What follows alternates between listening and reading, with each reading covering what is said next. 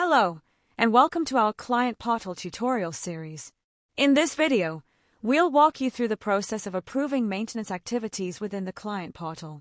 To begin, it's important to note that users must have their approved technical changes permission assigned for the location affected by the maintenance. This permission not only enables access to maintenance details but also ensures the user receives email notifications whenever new maintenance is scheduled and published.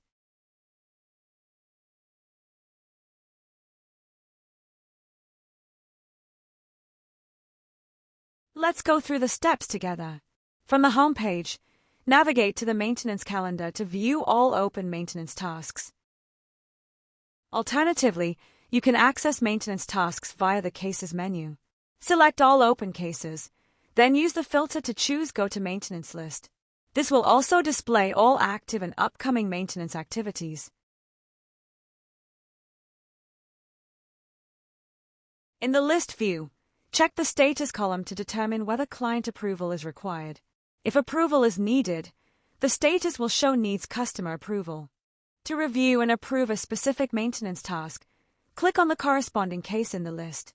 The Case Overview page provides a summary of all relevant information.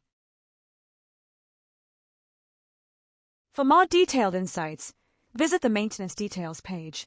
Here, you'll find the start and end dates, a description of the activity, and information about affected rooms or rooms requiring access. Any supporting documents related to the maintenance can be found under the Comments or Attachments tab. If access to your room is required, the Visitors section will list the technicians involved and indicate whether they will be accompanied by security personnel.